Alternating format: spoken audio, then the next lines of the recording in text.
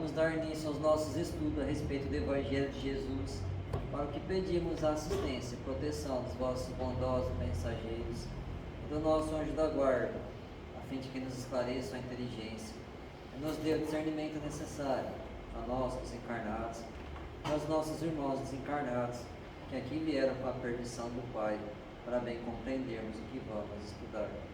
Rogamos a Jesus, o nosso Mestre e Guia, seja conosco e presida nossa reunião. Em teu nome, Senhor, do seu bendito Filho Jesus, da nossa Mãe Maria, de Ismael, e da irmã veneranda, protetora desta casa, damos por aberta a reunião de estudos desta noite. Assim seja. O escudo. Embraçando, sobretudo, o escudo da fé, com o qual podereis apagar todos os dardos inflamados do maligno. Paulo, em Efésios 6,16. Ninguém se decide à luta sem aparelhamento necessário. Não nos referimos aqui aos choques sanguinolentos. Tomemos para exemplificar as realizações econômicas. Quem garantirá êxito à produção sem articular elementos básicos imprescindíveis à indústria? A agricultura requisita instrumento do campo. A fábrica é de maquinária adequada. Na batalha de cada um é também indispensável a preparação de sentimentos. Requer-se intenso trabalho de semeadura, de cuidado, esforço próprio e disciplina. Paulo de Tarso, que conheceu tão profundamente os assédios do mal, ele suportou as investidas permanentes, dentro e fora dele mesmo, recomendou: usemos o escudo da fé, acima de todos os elementos da defensiva. Somente a confiança no poder maior, na justiça vitoriosa, na sabedoria divina, consegue anular os dardos invisíveis, inflamados no veneno que intoxica os corações. Todo trabalhador sincero do Cristo movimenta-se à frente de longa e porfiada luta na terra. Golpes da sombra e estiletes da incompreensão cercam-no em todos os lugares. E se a bondade conforta e a esperança ameniza, é imprescindível não esquecer que só a fé representa um escudo bastante forte para conservar o coração imune das trevas.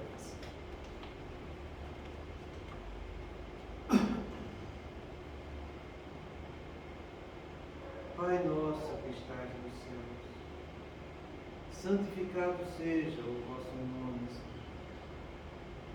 Que venha a nós o vosso reino, que seja feita a vossa vontade, assim na terra como nos céus. O pão nosso de cada dia nos dai hoje, Senhor. Perdoai as nossas ofensas, assim como nós perdoamos aos que nos têm ofendido. E não nos deixeis que entremos em tentações, e livrai-nos, Pai, de todo o mal, porque teu é o reino, o poder e a glória para sempre. Amém. Espíritos esclarecidos e benevolentes, bondosos mensageiros de Deus, que tendes por missão assistir aos homens e conduzi-los pelo bom caminho, sustentai-nos nas provas desta vida. Dai-me força para suportá-los sem murmurar.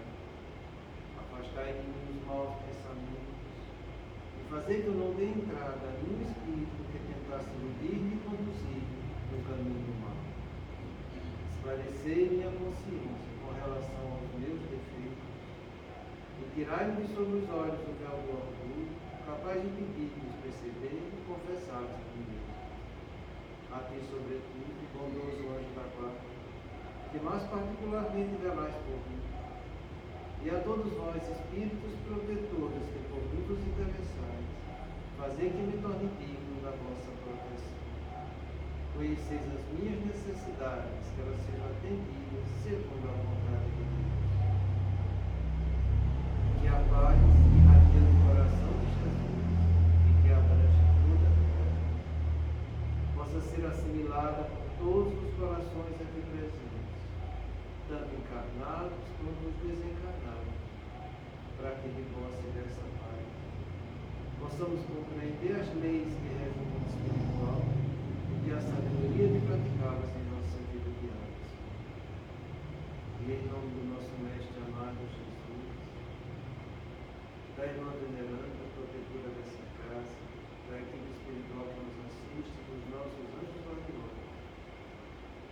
solicitamos que a água aqui exposta seja purificada em nosso benefício. Que assim seja, damos graças a Deus.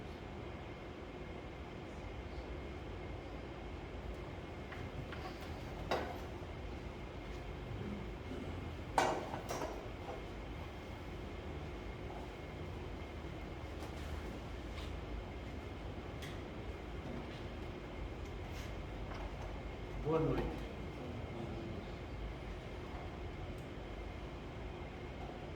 Adorei esse texto que ele leu, sabe?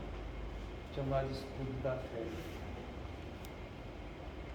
A gente estudou ontem e eu acho que foi muito interessante, sabe? De onde vem o esforço para a nossa vontade? E a gente viu que o esforço vem da fé. Mas não dessa fé cega, mas da fé bem raciocinada e bem compreendida. Aí você começa a compreender o que o Paulo falou do escudo da fé. Que é ela que vai te dar força, energia, para que a sua vontade seja boa. É aí que vem a força para a vontade. E no texto de ontem que a gente estudou, eu trouxe uma mensagem que está no Evangelho, no capítulo 19, a fé remove montanhas, no tópico 5, que é onde Kardec explica a importância da força da fé que vai dar energia para a sua vontade, que é o esforço. Isso a gente precisa para tudo. Para tudo. Quando você vê que a pessoa está sem vontade, ou você está sem vontade para fazer uma coisa, é porque está faltando esforço. E falta esforço porque você não tem fé. Não tem nem a fé em Deus e nem a fé em você para fazer aquilo ali. Essa fé que a gente define, fé humana, como esse sentimento de segurança íntima, do bom proceder que se deve fazer, ela é fundamental para que você entenda esse sentimento. Porque é ele que vai te dar energia para que você põe em prática aquilo que você sabe que tem capacidade. E quando você já fez de tudo de sua parte e não conseguiu, aí entra a fé divina, que é esse sentimento de segurança íntima do bom proceder do Pai que é perfeito para com todos os seus filhos que ainda são imperfeitos. Aí sim, a tua fé divina vai suprir a necessidade que tem a tua fé humana. Isso está numa frase, que também está no Evangelho, que diz: faz de ti que o céu te ajudará. E é muito interessante a gente ver isso, sabe? Porque o que a gente vai estudar hoje diz respeito a essa atitude. A gente viu a semana passada que ele ganhou um padrasto que foi um santo na vida dele, sabe? Que levou ele para a instituição espírita, quando passou a frequentar, com protestos veementes da minha genitora. Protesto veemente não é ele dizer que não concorda, não. É ele pisar na goela dizendo que não concorda o tempo inteiro. Por isso que é veemente. Então ele tinha dentro da própria casa quem deu vida a ele e quem era influenciado pelos seus obsessores, que ia contra a instrução dele. Você não sabe o que é isso, uma mãe ficar judiando do seu filho o tempo todo para que ele não faça uma coisa, e ele sabendo que aquela coisa que ele vai fazer é o que é certo. É aí que mostra a fé humana e a fé divina. Ele ia em busca da solução dos problemas deles, embora não tendo a colaboração dentro da casa dele. Entendeu? Ele sabia que aquilo ali era certo, sabia que aquilo ali era o dever dele. Então esse sentimento de segurança íntima, do bom proceder, do que eu devo fazer, ele vai lá e faz. Era castigado pela mãe? Sempre foi. Era castigado pelo pai também. O pai morreu e chegou esse santo na vida dele. Mas ele desistiu de fazer? Não desistiu, porque ele sabia que era o certo. Então a pessoa quando tem esse sentimento, entende? Que ele sabe que deve fazer, ele vai lá e faz. Ele pode chover canivete, ele vai e faz. Então, Doutor, nesse caso, a conduta dos pais dele para ele, que ele fez o que era certo, era uma aprovação?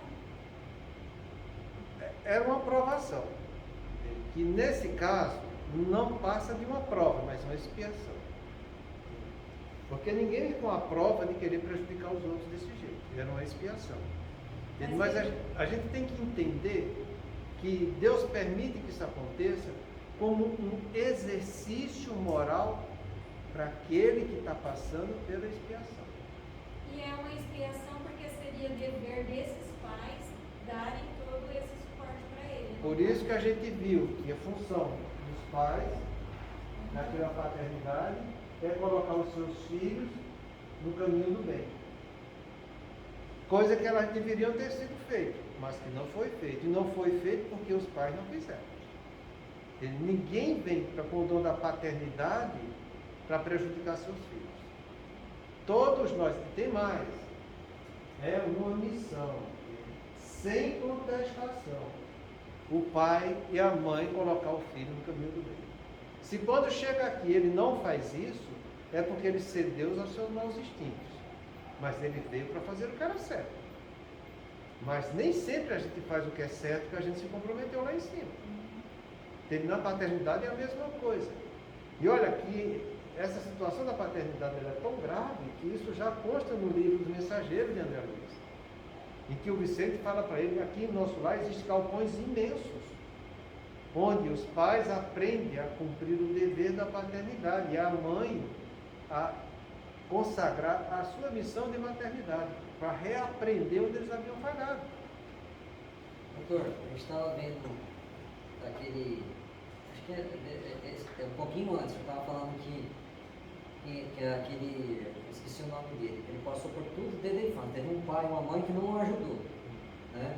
Mas mesmo assim ele se manteve na forma correta dele de ser, né? Invertendo a bola, o filho não pode também culpar só os pais porque ele não educou correto. O instinto dele também, ele cedeu o instinto dele, ele tinha, quando ele chega aos 14, 15 anos, ele tem a própria vontade de escolher o que é certo e o que é errado, não é? Ou não? A nossa capacidade de ter discernimento, que é o livre-arbítrio, ela começa a desabrochar quando você tem a capacidade de abstrair pensamento. Abstrair pensamento é você receber um pensamento para você, que pode vir de fora. E você vai pensar se aquele pensamento está de acordo ou não está de acordo com o que você acha. Você vai ter outros pensamentos em que você vai ponderar as coisas. Isso começa a desabrochar na infância, na criança, em torno dos 6, 7 anos, com consciência dela. E ela só se consolida depois dos 21 anos. Até então, a coisa é parcial e gradativa, que você vai ter autonomia do seu livre-arbítrio, sabe? É por isso que alguns países evoluídos consideram a maioridade a partir dos 21 anos. E o que é interessante é que são países que não têm nada de conhecimento espiritual, mas o próprio conhecimento da natureza e da fisiologia humana mostra que é a partir daí que a pessoa tem concretizado o seu livre-arbítrio. Isso é muito importante para a gente que é médico, porque uma série de doenças você consegue erradicar até essa idade. A partir dessa idade fica mais difícil de você erradicar. Por quê? Porque enquanto você não tem a autonomia do seu livre-arbítrio, as coisas podem ser ponderadas e a pessoa mudar a conduta dela num caminho mais edificante. E quando ela muda, as doenças tendem a se acalmar. O exemplo disso é a epilepsia primária. Você pega um paciente com epilepsia, você fala, você tem até os 21 anos para a gente tentar controlar, para essa alteração desaparecer, entende? Desde que não tenha alteração orgânica, que é primária. Então, se você consegue isso, ter um bom controle, tira a medicação nesse período, a chance de cura é muito maior do que se passar dos 21 anos. Entende? Então, existe uma série de coisas que a gente precisa compreender. Sabe? A rebeldia dos filhos são coisas que agravam muito os seus transtornos mentais e cerebrais. Entendeu? A gente saber trabalhar essas crianças e adolescentes, para que eles sejam uma pessoa um pouco mais de sensatez e poder fazer escolhas mais corretas na sua vida, é fundamental. Porque a sugestão do mal, ela está sempre o tempo todo batendo na tua porta, principalmente se você resolve fazer a coisa certa. Entende? A gente está vendo aqui esse rapaz que passou desde a infância sendo judiado pelos pais. Ele viu os obsessores dele, mas ele via também as almas que estavam querendo ajudar e os espíritos também, dos seus protetores. Mas o tempo todo os pais estavam castigando ele. Entende? Mas entenda que a resolução da pessoa fazer o que é certo é fundamental. Entende? Ele era uma pessoa obediente e sincera. Entende? Mesmo sabendo que não era merecedor daquilo, fazia as coisas certas. Entende? Se você for ver a vida do Chico, foi muito pior que a dele. Entende? Com as madrastas que ele teve. Entende? E depois o que aconteceu?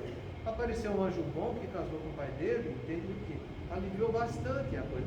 Isso é importante para você compreender que quando você está tendo algum conflito que está gerando alguma perturbação na tua existência, você tem que ter o bom senso de ter a fé divina, saber que Deus está vendo o que você está fazendo e que Deus vai suprir tua necessidade e que você tenha a fé humana para que você faça o que é certo, embora tenha as adversidades de fora que estejam te judiando, causando um transtorno, como é o caso dele aqui. Entende? Então o que aconteceu? A própria mãe dele era contra isso. Entende? E a mãe não veio para isso, veio para colocar o filho no caminho do bem. Chegou aqui, ela pulou para trás. Entende? E ao ponto de ficar sendo o tempo todo auxiliado. Tá? E o que é que mais vai acontecer? Então você tem isso dentro da sua casa, como a gente viu aqui, entende? Que estava gerando conflito veemente, inclusive batendo de frente com a conduta daquele que abraçou ela como esposa agora, que ela era viúva. Ele podia muito bem pular para trás, entende? Para viver em paz com ela. Porque imagina, se ela fazia isso veementemente com ele, calcula que ela não fazia com o marido dela. Calcula. Entende? Mas esse rapaz que adquiriu essa nova paternidade dele, foi uma pessoa extremamente boa e honesta, porque resolveu enfrentar a adversidade de tudo que estava em volta, inclusive da mulher que ele tinha abraçado como nova esposa, e também os problemas do filho para conduzir no caminho do bem. Então essas coisas é importante você ter em mente, sabe? Para reconhecer o tanto que Deus está ajudando para você. Porque não são todas as pessoas que vão adquirir uma viúva com um filho, entende? Para colocar ele no caminho do bem, do jeito que esse rapaz fez, não. Em vez muitas vezes, em vez da pessoa agradecer, muitas vezes fica maldizendo. Entende? Então que a gente tenha olhos para ver isso, entende? Porque ele passou isso na família e passou também fora, porque como ele falou aqui, como a gente vai estudar hoje. Embora vivêssemos numa cidade católica, não fomos incomodados quanto à adoção da nossa fé religiosa, que é o Espiritismo, exceto por algumas pessoas menos informadas e mais fanatizadas, o que é natural. O que é natural isso aqui? Você saber conviver com os opostos. Você tinha o oposto dentro do seu lar, você tinha o oposto também no meio social. Antigamente, pelo menos comigo, na fase em que eu vivi, eu ainda peguei muitas pessoas, entende, que menosprezavam a doutrina espírita, e as pessoas que eram espíritas também. A gente não era enxergado com bons olhos. Entende? Na minha própria faculdade eu passei por isso. Entende? E nunca fui de pular para trás de dizer que eu não era espírita. Sempre fui, sempre frequentei as reuniões, sempre estudei, sempre li meus livros. E olha que muitos dos nossos colegas, com o passar do tempo, vendo a maneira que a gente vivia, entende? Vendo o comportamento e a dedicação que a gente tinha, entende? Terminaram chegando junto da gente para querer aprender alguma coisa. Sabe? Então, compreenda isso, porque onde você estiver, se você quiser fazer algo de bom na sua vida, é natural que o oposto venha te afrontar. Entende? O Chico mesmo falou várias vezes, entende? Onde você estiver aqui na terra, que abriu o Evangelho de Jesus para aprender alguma coisa, as forças do mal vão vir te afrontar. Quantas e quantas vezes a gente não leu, e eu já falei aqui para vocês, das obsessões odiosas, que são aqueles 3 tipos de espíritos inferiores que vêm se vingar da gente, espíritos inferiores que vêm por inveja da gente, e os espíritos que são contra a luz. Aonde você tiver que quiser ir em busca da luz, vai ter uma falange de espíritos contra isso. O Divaldo tem uma mensagem dele, ele fez quando eu estava sendo entrevistado na Federação Espírita do Paraná, há uns 2 anos atrás, e aquilo ali seria muito importante que vocês forem assistir. Ele dizendo a dificuldade que ele passou quando chegou lá para fazer uma palestra. Sabe? Ele disse que sofreu uma afronta tão grande da espiritualidade inferior, que ele se sentiu um verdadeiro adolescente que está começando a doutrina espírita, porque ele estava perdendo o controle dele. Ele perdeu tanto o controle que ele chamou os colegas que levavam ele para que desse uma assistência e desse passe nele. Ele disse que passou a noite inteirinha um pouco mediunizado, sem ter controle sobre o seu corpo. E diante daquela angústia toda que ele passou, ele fez uma prece fervorosa e quando ele menos esperou, um dos dirigentes do estado do Paraná, dos espíritos envolvidos, entrou. Ele disse que era uma luminosidade muito grande, que ele só via a luz dele, e falou com ele que ele estava sendo assediado por uma junção de espíritos inferiores que estavam trabalhando contra a luz. E Divaldo fala que essa junção foi feita no ano de 2004, onde os judeus se uniram com o pessoal das cruzadas para combater a luz em qualquer canto da terra. Entende? E eles chegaram depois a falar isso para Divaldo. Nós não temos nada contra você, você não é nada para a gente. Nós temos é contra a luz. E Divaldo ainda fala nessa palestra dele. Então, vai resolver o problema com ele, com Jesus, e não comigo, já que eu não sou nada. Entende? Vai lá, e os espíritos inferiores ainda falaram, com ele nós não podemos, mas com você eu posso. Entende? E esse mensageiro da Federação Espírita do Estado do Paraná acompanhou ele, entende? Durante todo o pronunciamento dele, da palestra que ele fez, para que ele não sofresse o assédio da espiritualidade inferior. Então, essas mensagens elas são muito importantes, sabe? Porque em maior ou menor grau, a luz é a mesma e as trevas também são a mesma. O que é que somos nós para dizer que nós temos luz? Não somos nada nesse sentido. Então, que a gente saiba que você está trabalhando, mas que por trás daquilo que você está fazendo, existe uma enormidade de espíritos bons que estão te defendendo e te estimulando nesse caminho do bem. E que você não desista. As afrontas do mal que você vai ter, é como Kardec fala no livro dos médiuns sobre a obsessão. Entendeu? A obsessão, principalmente a obsessão simples, que é onde começa tudo. Essa obsessão, a princípio, não causa mal a ninguém. Ele não passa de um exercício moral. Aprenda, quando você estiver tendo adversidade chegando para você na sua vida, aquilo é uma oportunidade de você levantar e abrir a porta do bem. Encara a coisa desse jeito. Porque você fazendo isso, você não vai se entregar para as forças do mal e achar que você está sendo vulnerável ou que não está sendo protegido. Muito pelo contrário.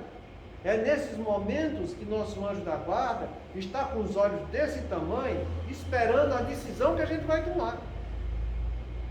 Porque quando você toma a decisão de continuar trabalhando no caminho do bem, ele diz, é aí que está a coisa. E quando você consolida isso com firmeza, a aprovação se acaba.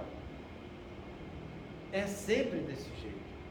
Então, que vocês não se sintam desestimulados, porque qualquer pessoa de qualquer religião, em qualquer canto do mundo que quiser fazer o bem, ele vai ser afrontado por essa obsessão odiosa que trabalha contra a luz, trabalha contra Jesus. E que não é que esteja faltando proteção para vocês, é um exercício que Deus está deixando. Que isso sirva de estímulo para você dizer, agora eu sei que eu estou no caminho certo. Porque se eu estivesse no caminho errado, eles não viriam me afrontar. Eu já estava do lado deles. Agora, se eles estão vindo te afrontar, é porque você está no caminho certo. Então, respira fundo, vai estudar mais, entende? E continua trabalhando. Porque quanto mais você fizer isso, mais proteção você vai estar tendo. Entende? Então, é por isso que ele fala que é natural que essas pessoas fanatizadas, entende? Você tem algumas adversidades naquilo que você está resolvendo fazer na caminha do bem, que é a tua fé religiosa. Entende? Compreenda, porque isso aqui é que a gente tem que analisar nessa frase. É natural isso. É natural que você tenha confrontos dentro de casa. Feliz de você se você não está tendo. Porque a maioria tem. E isso não é nada agradável. Você dormir com a pessoa, acordar com aquela pessoa dentro da sua casa, você querendo fazer a coisa certa, e ela fica catucando, espiziando, te machucando. E você lá se esforçando para fazer a coisa certa. Isso não é nada bom, porque é o que aconteceu com ele, com a mãe dele. E aconteceu com ele também quando saiu da sociedade. Porque os próprios colegas da faculdade, os próprios colegas quando você está estudando, tem pessoas que vão te discriminar. Porque são pessoas que têm isso aqui que a gente viu, sentimento de admiração cega e obstinada por alguém ou algo, geralmente com político religioso, que é o fanatismo religioso. Sempre vai aparecer pessoas desse jeito. Sempre. No meu consultório, quantos e quantos pacientes que vinham fazer consulta comigo e ainda ia questionar porque eu era espírita. Ia questionar mesmo. Entendeu? Eu não gosto do senhor, o senhor é muito bom, está fazendo bem para mim, mas eu não gosto de você, é espírita. Se você mudava de religião, porque isso aí não é uma coisa boa, é mexer com coisa do demônio. Entende? E essa coisa do demônio não é nada mais do que uma fé cega e obstinada. Porque eles ainda acreditam que existe um demônio que está guerreando com Deus. Que Deus é esse? Entende? Que tem um demônio querendo competir com ele. Entendeu? Eles ainda conseguem enxergar a coisa desse jeito. Então você vai ter que passar por isso. É natural, faz parte do nosso desenvolvimento. Entende? Que a coisa aconteça, mas que você tenha os olhos para ver. Entende? Vão ter pessoas são queridas suas, que vão te deixar por causa disso? Provavelmente vai ter. Vão ter pessoas que vão te discriminar? Provavelmente vai ter. Mas deixa ela seguir a vida delas e você siga a sua. Porque o tempo vai dar a resposta daquilo que cada um precisa. Entende? Mais cedo ou mais tarde, as coisas vão ser reveladas como são.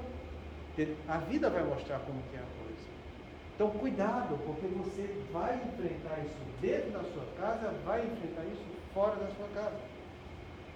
Quando a gente estudou aqui, falando que nossas provas e expiações, elas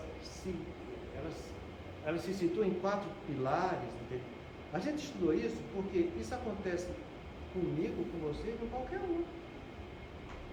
O primeiro pilar que você vai ter de provas e expiações é você com o seu corpo. O segundo pilar é você com a família. Vê se você não está passando por isso. O terceiro é você com o seu cônjuge. E o quarto é você no meio socioeconômico. No caso aqui, entendeu? Ele já falou de 2 coisas, no meio da família e no meio socioeconômico que ele estava vivendo. Entende? Se você for analisar direitinho, em um desses 4, você vai ter uma prova de expiação que é mais contundente. Do mesmo modo que vai ter em algum deles alguém que vai estar te ajudando e te empurrando no caminho do bem. Você pode olhar para a sua vida passada e você vai enxergar isso. Entende? Analisa com carinho. A gente que já está mais maduro, entende? Passou de 60, a gente enxerga isso com uma naturalidade imensa, sabe? Hoje em dia, hoje à tarde, quando terminou o consultório, foi que eu tive tempo de ver os slides, entende? Porque eu preparo tudo antes, entendeu? Aí depois eu vou só vendo as etapas, se precisa fazer alguma complementação. Quando eu vi isso que a gente estuda hoje, entende? Sem querer, sei lá, não vou dizer sem querer, mas não é sem querer, né? Porque a gente sabe que a espiritualidade está por cima disso. Eu comecei a rever fatos da minha vida. Entende? E quando eu estava na minha cidade, de quando eu fui trabalhar em Ribeirão, estudar, depois que fui trabalhar no Pará, depois que cheguei aqui. Entendi muitas coisas de minha vida depois que eu cheguei aqui, que eu já vivi bastante tempo aqui, mais de 30 anos. Entende? As pessoas que me conhecem de longa data sabem de algumas coisas que eu passei. Entende? E eu comecei a relembrar, puxa, mas não é que aconteceu uma grande coisa disso aí comigo também? E que na hora eu não tinha percebido. Entende? Mas porque eu aprendi a comigo mesmo, sabe? Quando eu estiver fazendo uma coisa certa, eu sei que o mal vai querer me impedir que eu faça o que é certo. Eu aprendi isso de longa data. Entende? E toda vez que o mal estiver batendo na tua porta, é porque você está fazendo coisa certa, coisa boa, e que você precisa continuar fazendo, porque só assim você vai ser merecedor que o bem continue contigo. Entende? Porque Deus quer os filhos que trabalham, que lutam. Ele não quer os filhos que ficam só pedindo. Entenda? A prece é agradável a Deus, a prece em tudo é agradável a Deus, mas melhor do que essas preces são as boas ações. Então, quando o mal está te catucando, levanta, anda e abre a porta do bem, continua sendo um lutador, vai ter dificuldade? Ótimo, isso é um exercício moral, encara desse jeito. É um exercício para a minha vida, porque se eu continuar fazendo o que é certo, eu vou ter progresso, eu vou estar indo adiante, a espiritualidade boa e amiga, vendo que eu estou fazendo o que é certo, vai me dar cada vez mais estímulo para que eu continue na luta.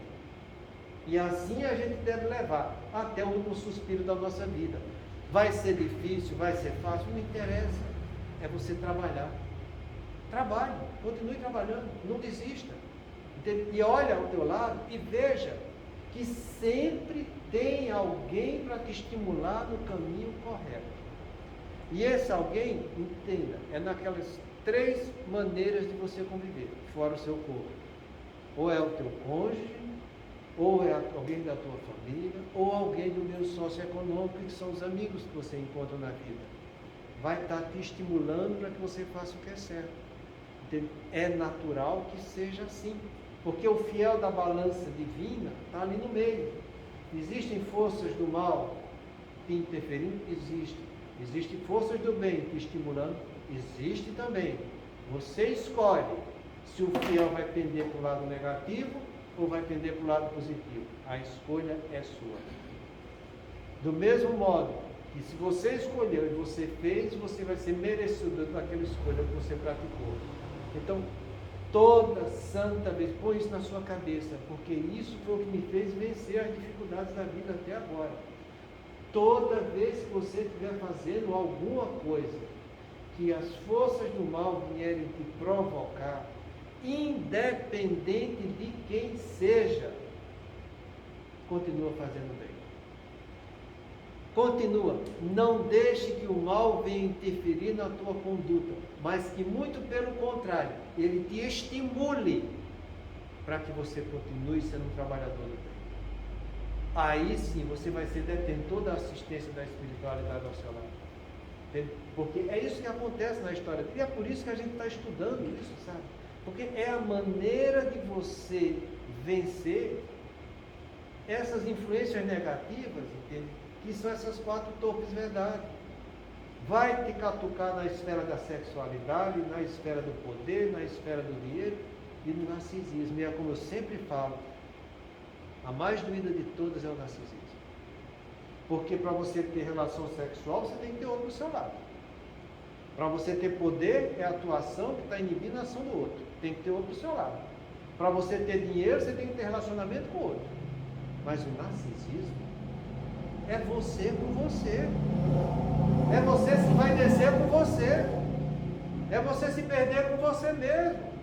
Tanto do ponto de vista físico, quanto do ponto de vista moral, gente. Então é aí que a coisa pega e pega doído.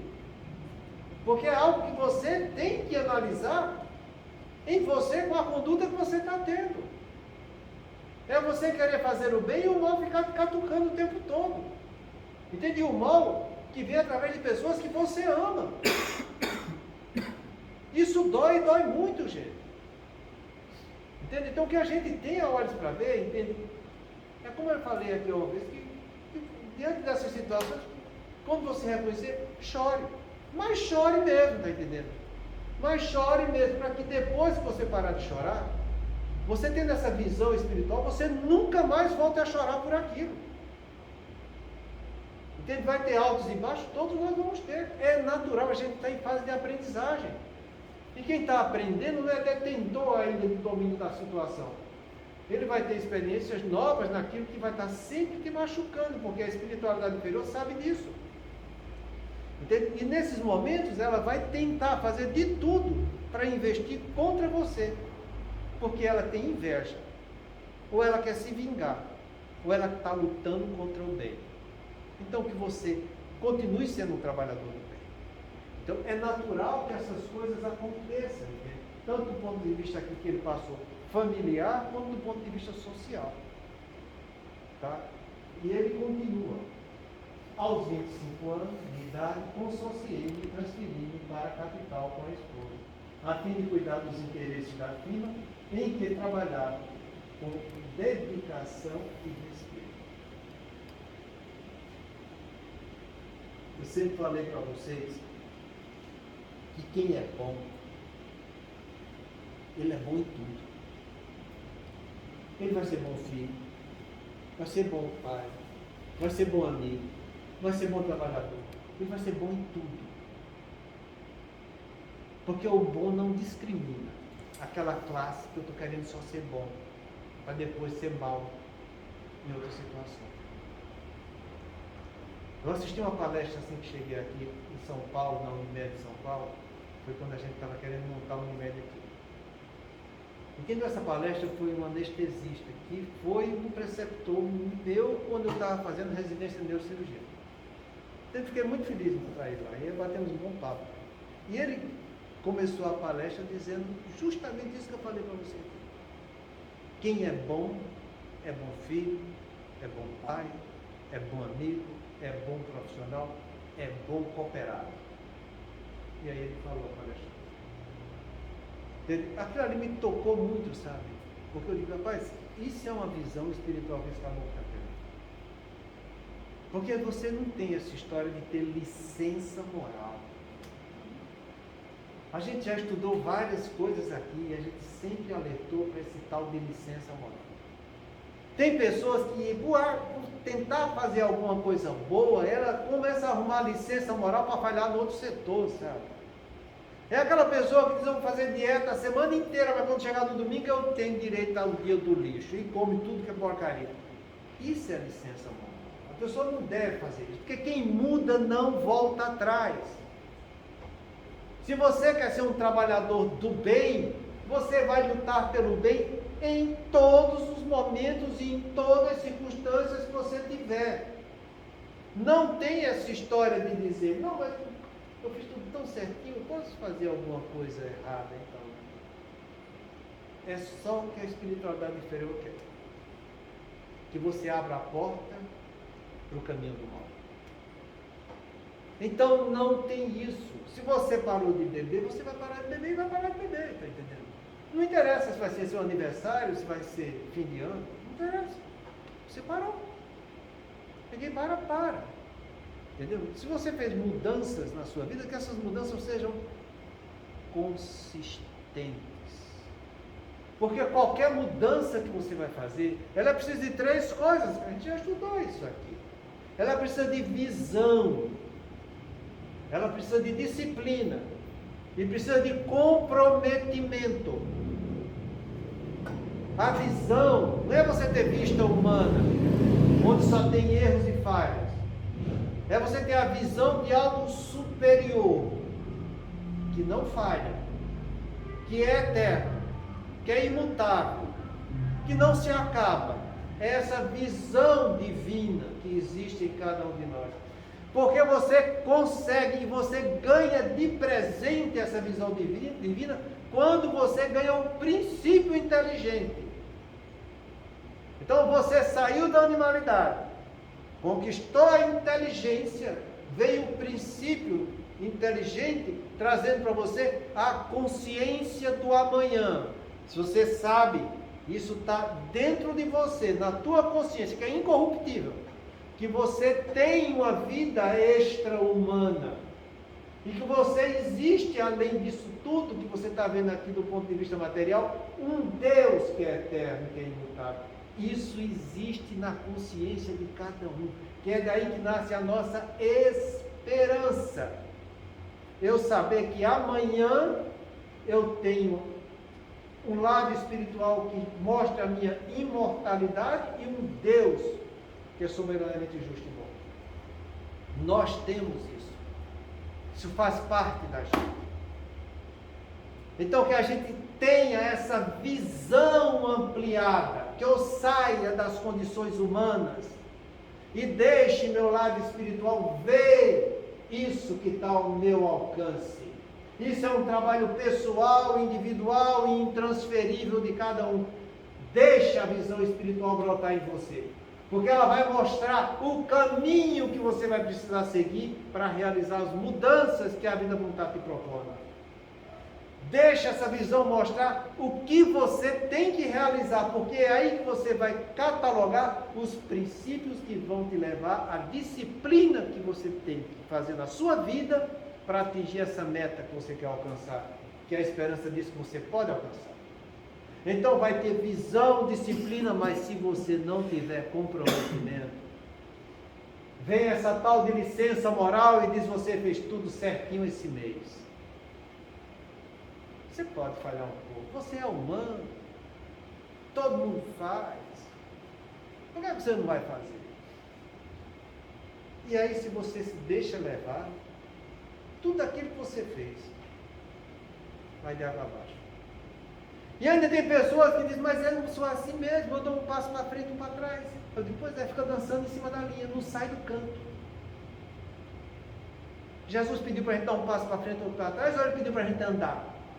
Andai enquanto tendes luz, para que as forças do mal não venham te abraçar. Fica andando um passinho para frente e para trás, que você sabe, isso é a força do mal. Você tem que andar, você não tem que correr, nem tem que ficar parado. A gente está aqui para andar, para ir na linha do caminho do progresso. Então que você tenha visão, disciplina e comprometimento. Eu vou fazer porque é o que é certo, e o que é certo eu tenho condição de fazer. E vou fazer com essa visão profunda daquilo que eu quero realizar. Eu não vou me corromper, me obrigando a fazer uma coisa que eu não quero. Muito pelo contrário, eu vou fazer porque eu quero, porque minha consciência está dizendo que é isso que eu devo fazer. Quando a minha consciência fala e eu sigo o dever da minha consciência, eu não estou me corrompendo. Eu estou me educando. É diferente daquilo que você faz, que faz sem seguir os parâmetros da sua consciência. Você faz porque o outro falou que era bom. O outro falou que era certo. O outro falou que era assim. Você não pensou nem refletiu para que sua consciência diga: você está dizendo para você mesmo que é assim. Quando você fizer isso, que sua consciência falar, você está se educando. Quando você fizer porque o outro disse, você está se corrompendo. E quem se corrompe não está se educando. Entende? Então que a gente saiba disso e saiba agir desse jeito. Porque é assim que a vida pede para a gente, sabe? E a gente tem que saber que o trabalho é um atributo de Deus para com todos os seus filhos. Eu sempre falo isso, sabe? O pai trabalha todo dia, eu trabalho também. É o trabalho que vai nos colocar no caminho do bem. Se você para de trabalhar, você tem um negócio chamado de ociosidade. E é um grande mal. E as pessoas ainda não se tocaram para isso. Eu vou dar só um exemplo que eu falei aqui, foi a semana passada. Pega o livro Obreiros da Vida Eterna. Pega quando André Luiz está lá no cemitério. Vê lá o que é que ele fala dos irmãos que estão sendo ainda presos ao corpo lá que está sepultado. O que é que o orientador do cemitério fala para André Luiz? Aqui existe esses espíritos vagabundos que ficam sugando o fluido dos outros. Vagabundos e ociosos. Aqui os que estão aqui enterrados e que ficam presos ao corpo, também são os ociosos e perversos que gostam de fazer o mal. Vê o peso que tem essa palavra ociosidade no teu espírito. Porque você está indo contra isso aqui, a lei do trabalho. Você gosta de ser preguiçoso. E a gente já estudou aqui que uma das partes que é mais comprometida entre os trabalhadores do espiritismo é a preguiça.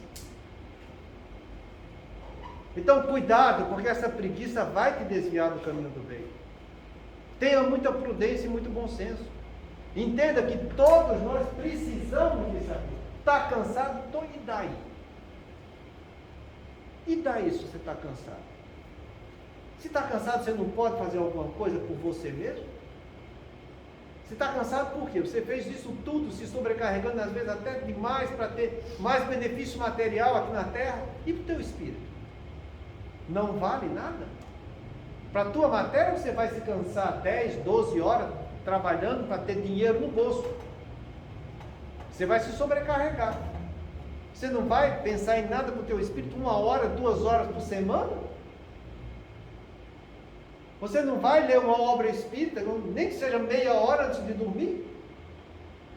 Então, para o teu corpo que te dá prazer e sensação, você faz mundos e fundos. Para o teu espírito, tu não faz nada? E ainda vem com a desculpa de dizer, eu estou cansado? Eu já trabalhei demais? Analisa que tipo de trabalho você está tendo. Seja uma pessoa mais ponderada.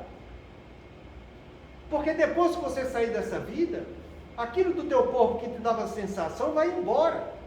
E você vai levar só sentimentos. Que sentimentos você está levando? São sentimentos que condiz só com a materialidade ou condiz com a espiritualidade? Para, pense e analisa. Porque ele seguiu a coisa certa. E ele mesmo, no trabalho humano, ele era dedicado e respeitava aquilo que era dedicado para ele como funcionário dessa firma. Ele largou o lado espiritual? De jeito nenhum. Continuou trabalhando o tempo todo dentro da casa espírita. Trabalhando dentro da casa espírita. E trabalhando também com honestidade e sinceridade do lado material. Uma coisa não impede a outra. E a gente tem que ter visão para isso. Entende? Senão você termina se comprometendo, gente. Aquilo que você veio para fazer aqui, você termina arrumando licença moral para não trabalhar qualidades espirituais. E fica só fixado nos trabalhos que traz benefício material. Então vê o que é que você está fazendo para a sua vida. Porque cedo ou tarde você vai receber isso que você fez.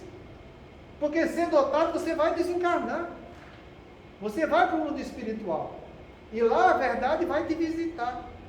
Se você trabalhou pela verdade aqui, você vai receber a verdade do outro lado. Agora, se você se enganou com as mentiras do corpo, você vai ter uma baita de uma desilusão quando chegar do outro lado. E o que é que a desilusão vai causar em você? Desespero. Porque você vai ver que se alimentou de uma esperança fictícia, uma esperança que estava enraizada só em atributos humanos.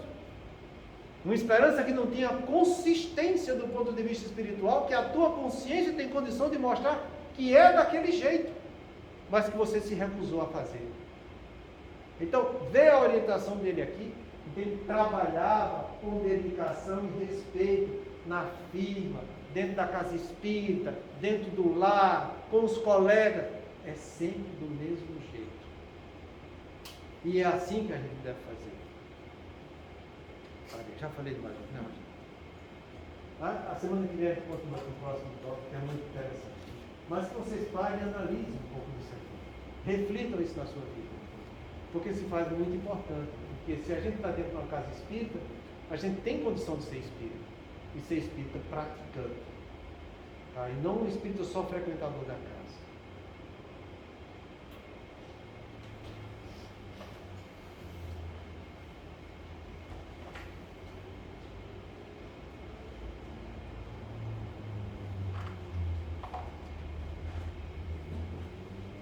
Vamos fazer nossa prece.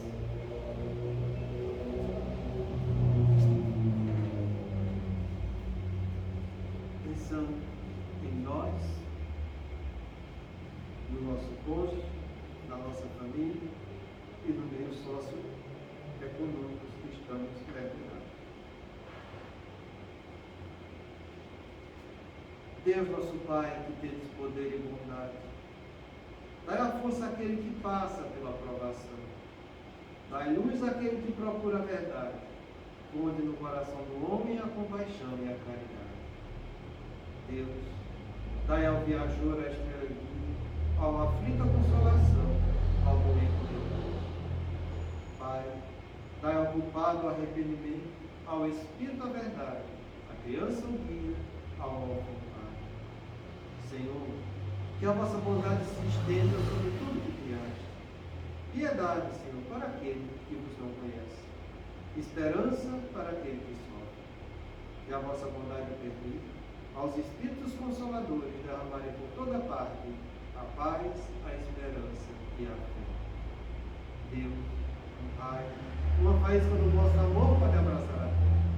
Deixai-me beber nas fontes desta bondade fecunda e infinita, e todas as lágrimas secarão, todas as dores acalmar-se-ão, e um só coração, um só pensamento subirá até vós como um grito de reconhecimento e de amor. Como Moisés sobre a montanha, nós vos esperamos com os braços abertos, ó poder, ó bondade, ó beleza, ó perfeição, e queremos de algum modo alcançar a vossa misericórdia. Deus, dai-nos a força de ajudar o progresso a fim de subirmos até vós. Dai-nos a caridade pura, dai-nos a fé e a razão. Dai-nos a simplicidade para de nossas almas o espelho onde se refletirá a vossa imagem. O tempo não para. Se agora encontras o teu ontem, não ouvides que a tua ação de hoje será a luz ou a treva do teu amor. Divino Mestre Jesus, Pai amado, nós agradecemos por mais esta oportunidade bendita de aprendizado. E te rogamos, Pai, humildemente, por acréscimo de vossa misericórdia, que nos ampare e nos fortaleça.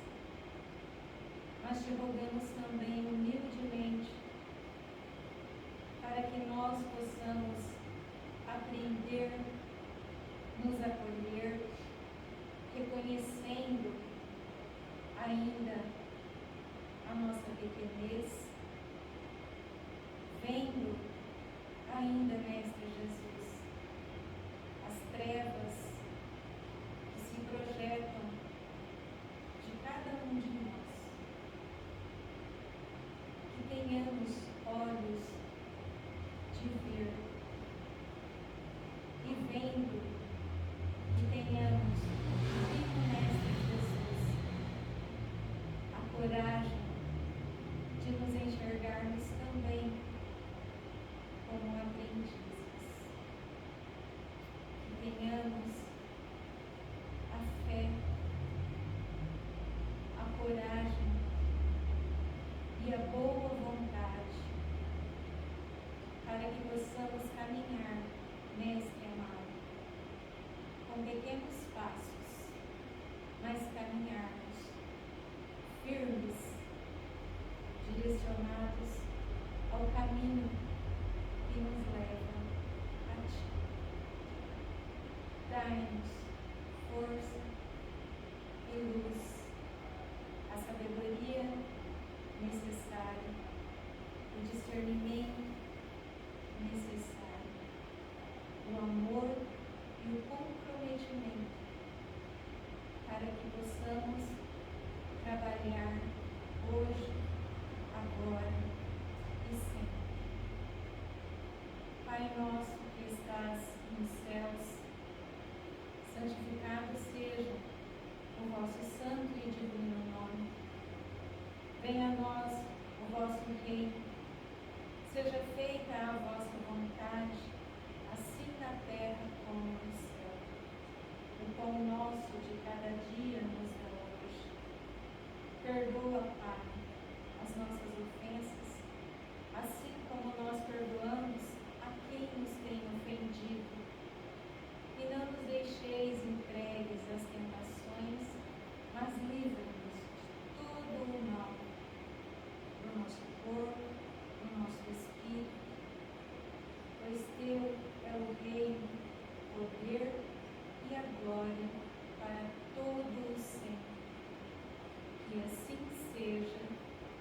Damos graças a Deus.